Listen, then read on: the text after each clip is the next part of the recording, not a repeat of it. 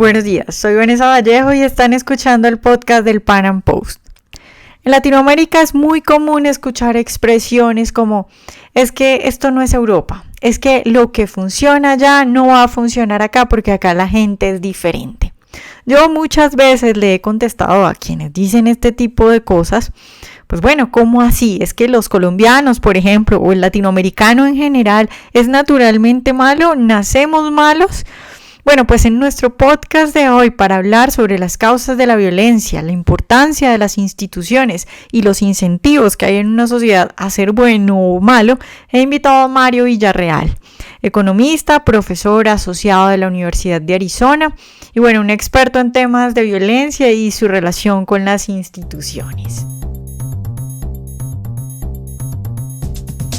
Mario, yo quiero empezar preguntándote por las causas de la violencia, porque digamos que hay mucha gente, sobre todo en los países latinoamericanos, donde sufrimos tanta violencia, ha sido tan larga y tenemos tanta historia, hay mucha gente que dice cosas como no, es que este país es violento por naturaleza, o cuando se dice, por ejemplo, que deberíamos aplicar, no sé, algunas de las políticas de otros países, dicen, no, pero es que eso funciona allá, acá no, porque nosotros somos violentos. ¿Cuáles son las causas de la violencia? Vale, bueno, Vanessa, es una pregunta muy importante y muy interesante. Hay al menos dos maneras distintas de abordarla. Una manera inicial de pensar respecto a la violencia puede ser la siguiente. Los seres humanos durante mucho tiempo hemos buscado progresar de manera material, económicamente, tener comida, sustento, refugio, etcétera, etcétera. Entonces, si pensamos en el nivel abstracto más simple, hay dos maneras fundamentales en las cuales los seres humanos podemos satisfacer nuestras necesidades. La primera es producir los bienes y servicios que necesitamos, o bien especializarnos en algún bien y servicio y luego intercambiar eso con alguien más. Esa es la primera manera, la producción y el intercambio. O bien apropiarnos de lo que alguien más produjo con sus talentos y recursos escasos. La segunda expresión es evidentemente violenta, es evidentemente coercitiva, ¿sí? Y bajo esa premisa pues tenemos la idea de violencia a gran escala como la guerra, pero también tenemos la premisa de la violencia a menor escala como robos, delitos patrimoniales, etcétera, etcétera. Entonces, la primera instancia sería el acto violento como un acto de la apropiación de la producción o del fruto de la producción o del fruto del trabajo de alguien más para satisfacer mis necesidades propias sin tener que trabajar yo, sin tener que trabajarlo yo. Ahora la pregunta sería, bueno, ¿por qué individuos pueden hacer eso y ser exitosos? Y la respuesta es porque la estructura de incentivos es tal que la probabilidad de ser castigado o la probabilidad de recibir una consecuencia respecto al acto violento es mínima o nula. Es lo que conocemos como impunidad. ¿Sí? Entonces, si el marco institucional es tal que la impunidad es prevalente, entonces el violento obtendrá una recompensa de su conducta sin ninguna consecuencia. Esa es una primera manera de pensar acerca de la violencia. Efectivamente, diversas culturas tienen diferentes niveles de violencia. Eso es evidente. Esa es otra pregunta fascinante. ¿De dónde vienen? Ok, si ya sabemos eso, obviamente eso no es muy productivo en el largo plazo, porque pensemos en esto, ¿no? ¿Cuál es la única manera de que el predador o el violento pueda obtener un beneficio de su acción? Pues que exista algo que robar, que exista algo que predar, ¿no? Entonces, en realidad, a quien observa ese comportamiento violento para avanzar su propio interés, le interesa que haya alguien más produciendo, porque si no hay alguien más produciendo, pues que se roba, ¿no? ¿De qué se apropia? ¿No? Entonces, hay un balance en esta situación donde si todos roban, pues pronto no va a haber nada que robar, ¿sí? Si no hay incentivos para producir y ser productivo, pronto no va a haber nada de qué apropiarse. Pero la pregunta es entonces, ¿cómo los seres humanos en sociedad, en grupos, hemos resuelto esos problemas? Una manera es la creación de instituciones, de reglas, de mecanismos que recompensan la actividad productiva de aquel que persigue la consecución de sus propios bienes de manera productiva, virtuosa, utilizando sus recursos y talentos escasos para producir algo que es valioso para los demás y luego intercambiarlo, creación de valor, y aquellos que piensan que el camino es la apropiación violenta o coercitiva de los bienes y de las propiedades de los demás. Estas instituciones no son fáciles de crear, mantener, preservar, y hay sociedades que tienen distintas instituciones y diferentes resultados. Entonces, lo que tú me estás diciendo es que hay una relación directa entre el nivel de impunidad y el nivel de violencia, que no es algo inherente a las personas. Yo creo que es así. Yo creo que la naturaleza humana está ahí, definitivamente, pero una característica de la naturaleza humana que nos distingue de otros animales es la capacidad que hemos desarrollado a través del tiempo de hacer tratos con extraños. En inglés se oye más bonito, to make exchanges with strangers. Cuando tú intercambias algo con alguien que conoces, pues algo muy natural, somos amigos, oye, ¿quieres algo de mi comida? Oye, te presto mi carro, puedes venirte a quedar a mi casa. Pero cuando haces algo con un extraño, un intercambio con un extraño es fabuloso. Y lo hacemos todos los días, cuando vas al mercado, ¿sí? Cuando te compras un café, cuando existe un sinnúmero de situaciones en las que eso sucede. Entonces la impunidad y la violencia pueden ir de la mano si el que es violento puede salirse con la suya sin consecuencias. Y entonces se genera un círculo vicioso. ¿Ah?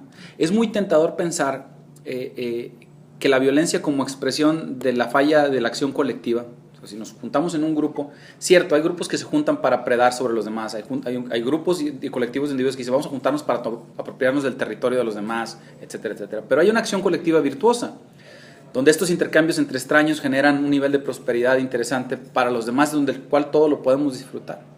¿Sí? Es muy tentador pensar que cuando el grupo fracasa y entramos a temas de violencia, coerción, improductividad, corrupción, el grupo falló por el carácter de los miembros individuales del grupo. Es decir, fallamos porque la gente era violenta, perversa, ignorante, floja, avariciosa, etcétera, etcétera. Y si bien es cierto que esos son problemas en grupos, pues la solución es muy poco halagadora, porque lo que estamos hablando es que necesitamos gente honesta, pacífica, inteligente, preparada, desprendida, lo cual también ayuda para un grupo, pero pensamos, algunos economistas como yo, que es mucho más útil pensar en las instituciones, las reglas, las instituciones, formales o informales, es decir, no solamente la legislación y las leyes, sino también las normas y la cultura, que norman nuestra conducta de cierta manera y crean una estructura de incentivos para comportarnos de una manera A o de una manera B. Claro. ¿Qué ejemplos nos podrías dar de ese tipo de cambio? O sea, ¿cómo se realiza ese cambio de instituciones en un país que es violento para pasar a uno que no sea violento? Lo primero es que toma tiempo.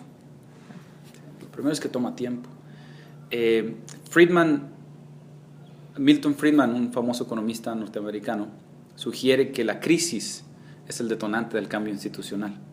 Él estaba pensando en cuestiones de políticas públicas. Cuando el sistema de pensiones está quebrado, es inevitable que haya un cambio institucional porque ya no dio para más el modelo.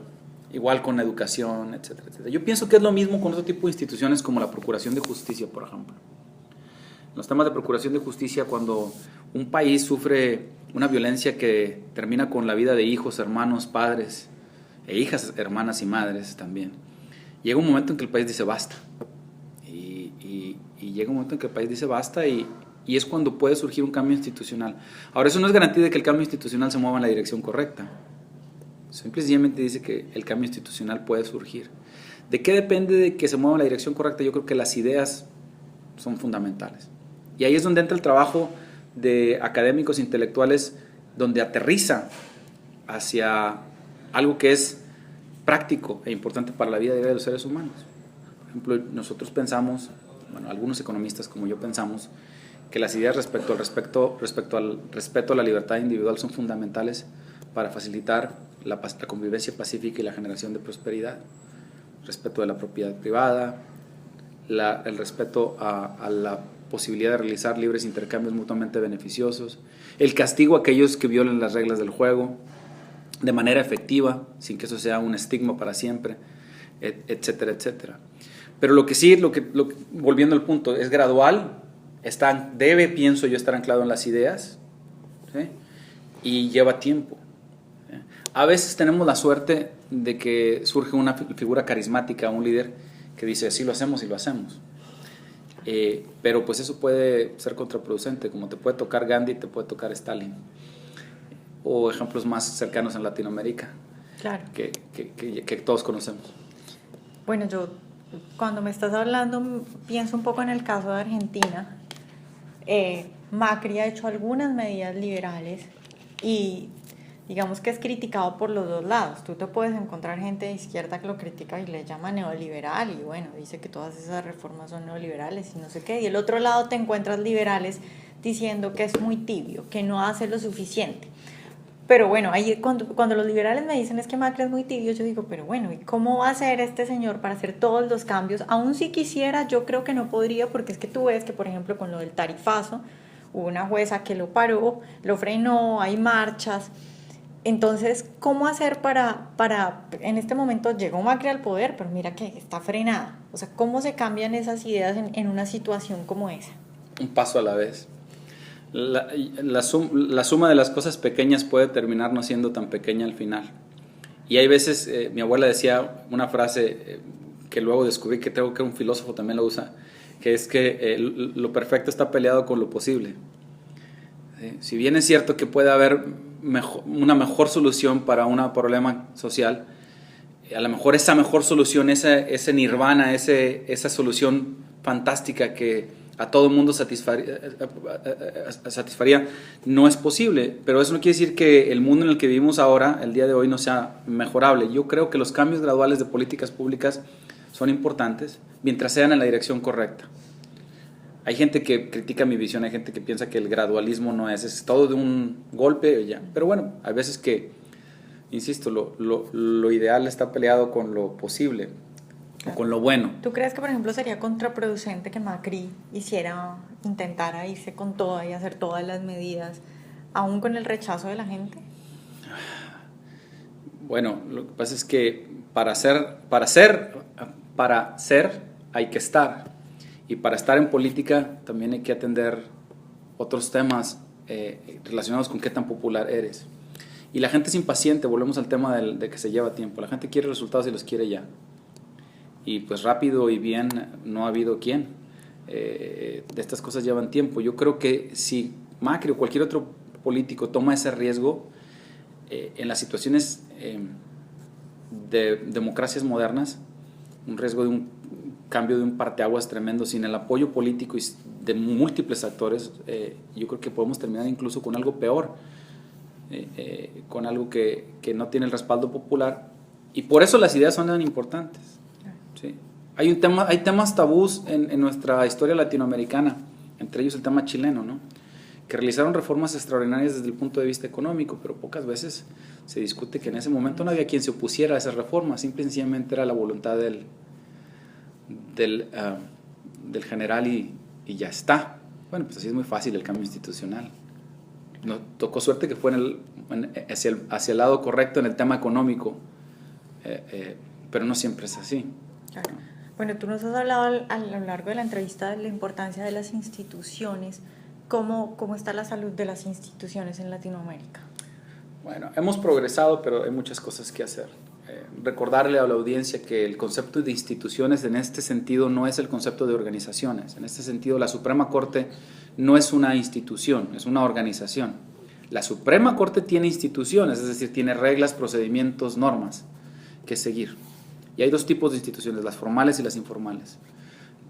A grandes rasgos, las informales suelen estar relacionadas con normas y cultura.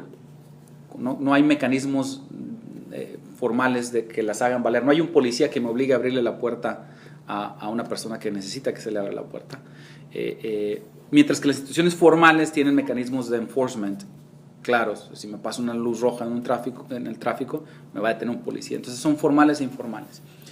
Yo creo que hemos progresado en algunos temas de instituciones en Latinoamérica, particularmente en algunos países con reformas a los sistemas de pensiones, con reformas educativas, con reformas referentes al uso de la tierra, a la propiedad privada, pero hay mucho por hacer. ¿En qué países hay mejor calidad institucional? Bueno, es difícil clasificarlos, pero yo creo que yo pondría Chile entre los primeros lugares, aunque yo sé que están teniendo ahora un poco de problemas al respecto y hay gente que no es tan optimista de que mantengan el curso. Yo creo que México también es ejemplo de algunas reformas institucionales importantes e interesantes. Pero hay mucho por hacer en el cambio institucional que permita que, volviendo al inicio de la entrevista, los individuos persigan su interés personal a través de la creación de valor para otros y el intercambio mutuamente beneficioso, en vez de la corrupción, la violencia, el fraude y el acceso a privilegios especiales, que a menudo es la narrativa de nuestros países. Al que avanza, el que está imbuido en nuestro lenguaje. En México dicen por ahí que el que no tranza no avanza. Eso es casi sabiduría popular, por desgracia. Entonces, ¿cómo abandonar esa idea? Es complejo, pero es una lucha que vale la pena, donde las ideas son fundamentales. Bueno, yo creo firmemente en el poder de las instituciones, como decía Mario, tanto de las formales como de las informales, por supuesto. Creo en los incentivos. Cada que escucho a alguien diciendo cosas como que los latinoamericanos simplemente somos diferentes e insinuando que nacemos malos y que los europeos al parecer nacen buenos, pues lo invito a pensar, por ejemplo, qué hace que, no sé, un mexicano, por ejemplo, cualquier latinoamericano que se va a vivir a un país europeo, deje, por ejemplo, de pasarse el semáforo en rojo. ¿Qué hizo que esta persona de un momento a otro cambiara y se comportara bien? ¿Se volvió bueno solo por cambiar de país? Pues no, resulta que los incentivos, el entramado de incentivos y las instituciones, sobre todo informales, que hay en un país, determinan en buena parte cómo se va a comportar alguien. Espero que hayan disfrutado esta entrevista de hoy y bueno, nos vemos en una próxima emisión. Recuerden seguirnos en nuestro canal de YouTube.